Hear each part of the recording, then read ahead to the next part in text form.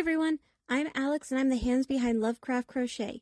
My plushies are for the anxious, depressed, autistic, and neurodivergent. Small enough to travel in a purse, backpack, diaper bag, or even your pocket. You can check out my Facebook page or TikTok to see what patterns are available and stay tuned for the new ones coming out. I also make hats, scarves, blankets, and dice bags for the tabletop gamer or dice goblin in your life. Feel free to order through the page, TikTok DMs, or via email at love.craft.crochet@gmail.com. Now, on to the segment. Hey everyone, I'm your co-host Josh Compton, and here at Humor, Haunts, and Homicide, my co-host Renee Biggs and I bring you humor to the world of true crime. Our passion for storytelling is second to none, and we take pride in our ability to share gripping tales of ghosts, murders, and mysteries. Tune into our podcast to listen to our intriguing true crime stories that are guaranteed to have you laughing and creeped out all at the same time. Scary event?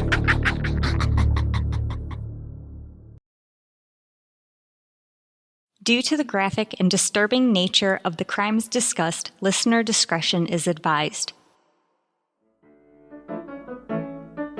Retrostatic Radio presents Killing 15 Minutes. Hello and welcome to Killing 15 Minutes, where you get your true crime fix in 15 minutes or less, or your podcast is free. I'm your writer, Sam Rossi, and shortly I'll be handing over a rough draft of a script to my brother, AJ, who hasn't read it, who's most likely has no idea what we're talking about. This should be fun. Good luck, bro. Thanks, Sam. Robert Liberty was the Candlelight Killer. Robert Liberty? Robert Liberty. Sounds like a terrible, 1940s superhero alter ego. My name is Libertybell. Robert Liberty was bitten by a radioactive American flag and became Libertybell. I like it.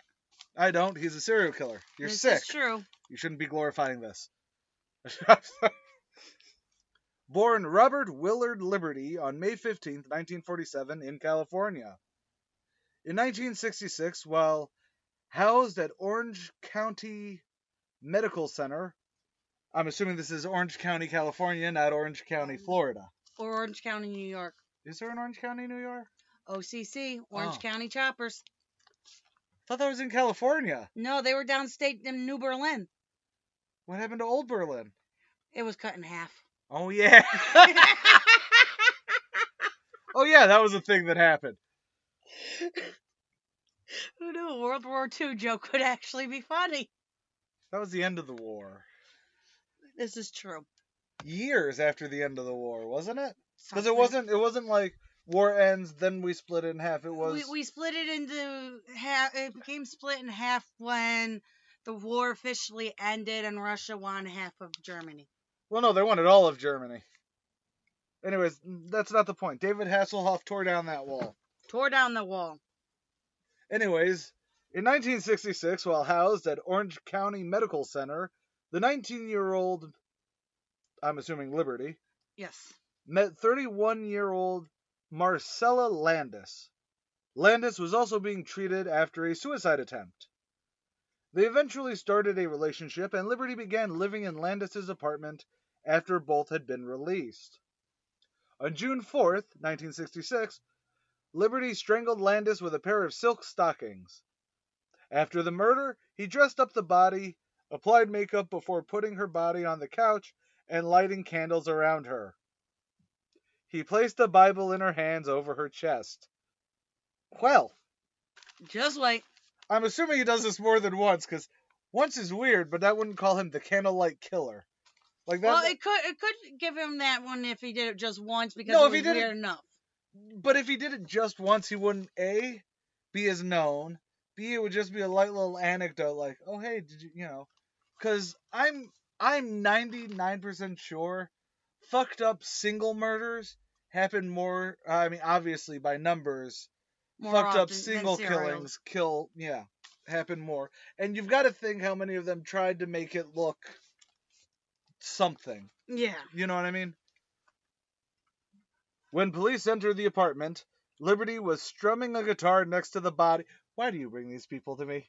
I told you it And gets better. And was arrested. What song do you think he was playing? Enter Sandman. Not in 1966, he wasn't. Oh, then he's probably doing something by the Beach Boys. Bob Dylan.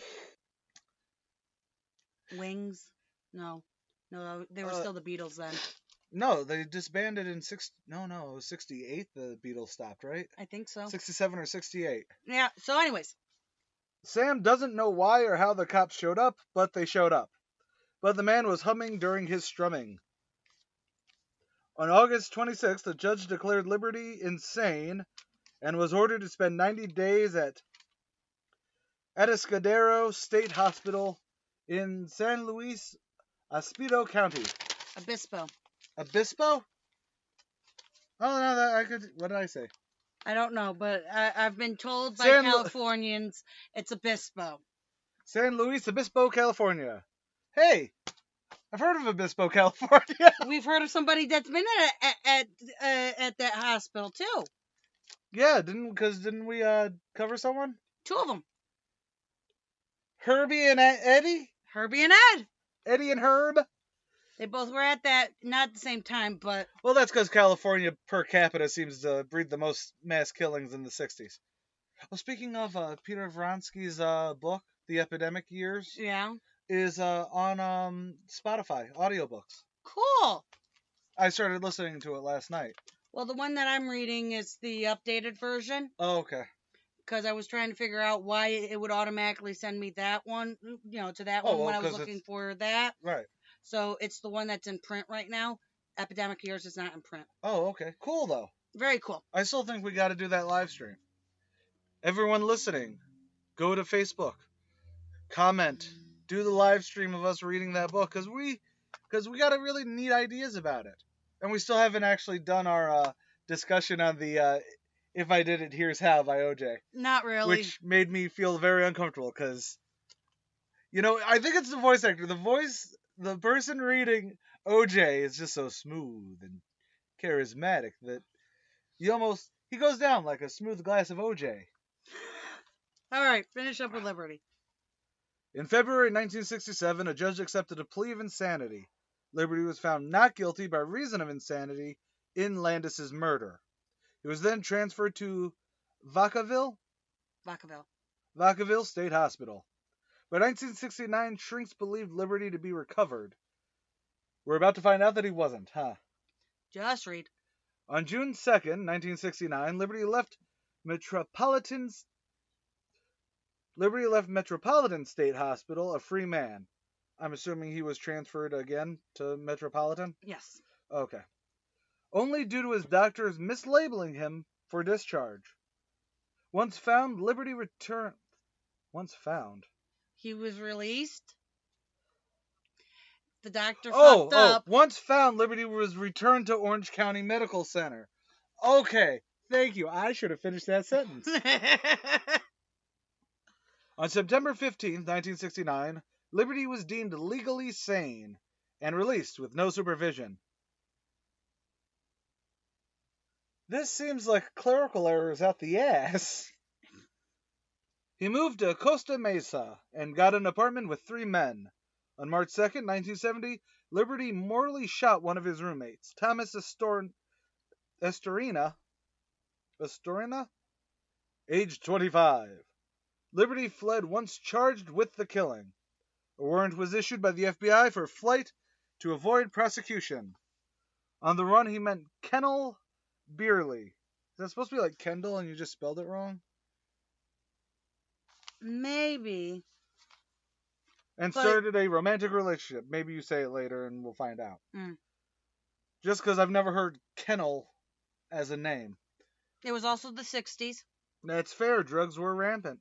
On June 6th, 1970, the pair was hitchhiking in Long Beach. The pair were picked up by 17-year-old Richard Graytack. Liberty pulled a gun, ordering the teen to take Liberty to his mother's house in Westminster, California. Once there, Liberty robbed his own mother at gunpoint, getting $45 from her. He returned to the car and had Graytack drive the trio to San Diego. Or, as Sam spelled it, San Diego. You're right. Yeah, it's I before E. Yeah, you're right. If you don't remember that, what's Dora's cousin's name? Diego! Go, Diego, go! Actually, I don't even know. Is that the name of the show? I think it's Go, Diego, go, right? I think so. I don't know. The kids never got into Diego. No, they weren't really into Dora either. Oh, Xander was. Oh, yeah. Xander likes different languages, though. Hola, soy Dora. Where the hell was I? All right, San Diego. There, they broke into Robert Irian, 53, apartment. Irian was a former patient at the same mental hospital as Liberty and was now a nurse. Liberty tied both Graytech and Irian up and tore through the apartment. Around midnight, Liberty decided Irian must die. He would beat him to death. He displayed the body on the bedroom floor and lit candles on his head. He flourished a grease pencil and wrote on the bedroom door, "The Candlelight Killer strikes again." And then nearby that, "Catch me if you can," was also written. Leaving Graytech tied up, Liberty and Beerley left the apartment. 7 hours later, Graytech freed himself and called the police, and a manhunt ensued. Police started checking out Liberty's local haunts. However, Liberty had fled the state. On June 9th, Liberty, with Beerley and 17-year-old Glenn Fawcett, robbed a motel in Colorado Springs, Colorado, of $109 and abducted the owner's wife. The owner called the police. Liberty was located, the woman was safe, and the three were arrested. Liberty pled not guilty by reason of insanity. However, before this trial, on January 20th, 1971, Liberty and his cellmate Paul Rankin were strangled by inmate Timothy Earl Dudley, age 29. Dudley was sentenced to life after pleading guilty in April of 71. That's the end of that chapter. Cool. It was interesting. See, it could have been insanity the first time. I will give you that. But it's a fallacy that everyone thinks, insanity is doing the same thing over and over, expecting different results, or whatever the hell the saying is. Yep. It's about premeditation. Like, the insanity, I'm not even going to go into that because I think he's just a sick puppy. Yes.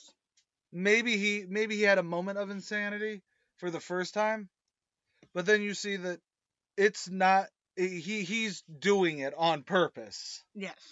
You know. When he did it a second time, it's no longer insanity. And the fact that he called himself the Candlelight Killer. You don't kill one person to get a goddamn name. Nope. Okay? And you can't force it. This is my problem with the Zodiac, and why I think there's like 14 different people who think they are the Zodiac. It's why it's been this whole stupid, fairy tale. Or myth, rather. You know what I mean? Right. Like, there's some minor linkages, but I always hate that, and that's its own case. That is its own case. Like, he gave himself the Zodiac after several mysterious killings. Yes. It's like sincerely Jack the Ripper. Yep. That was also a moniker given potentially by Jack the Ripper himself, but that's also heavily disputed because there were hundreds upon thousands of letters flowing in of, "I'm the one who did it." The Westshire Ripper? No, it wasn't West something.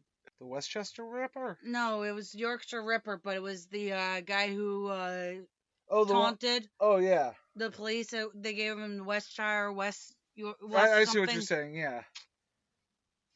But it's like, you're not that guy, bro. Kill like a couple more people, then give yourself the name. You can't do it once, get caught playing fucking Freebird. No, because this is white guy with an acoustic guitar bullshit, okay? That's what this is. Okay. Okay? We should look up songs that were done in 1966. I should have done that so I could have known what he could have been playing. But alas. But anyways, final thoughts. He was weird. Do I think he was mentally ill? Yes. I think he was too try-hard weird.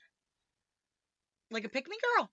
More like a manic pixie girl. A pick-me girl is someone who's weird only because they want to be picked by a specific group of people. Okay. Oftentimes Republicans. They'll be the ones going, of course I'm pro-women. I'm not anti-trans. I'm pro-women. Cool. So you believe women should have bodily autonomy to be able to not die from an abortion? No, they shouldn't do that either.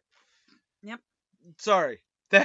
Sorry, I just opened up a new can of worms there. I might be deleting that. I'm not sure yet. But, it's ones who act opposed to their own interests. Okay, yep. That is officially the definition of a pick-me girl. Okay. Or even a pick-me boy. I've called guys pick-me girls before. Me too. But anyways, no, he comes off as, maybe he did have a lapse of sanity, a heat of the moment or something like that. But then it feels like he was just trying too fucking hard to be that guy. Yeah. Hence, he's a white guy with acoustic guitar. No, I gave it to you. He does that Shawn Mendes-y shit. Early Shawn Mendes, not when he decided he wanted to. I don't even think Shawn Mendes plays the guitar. I believe I think I'm thinking of Charlie Puth.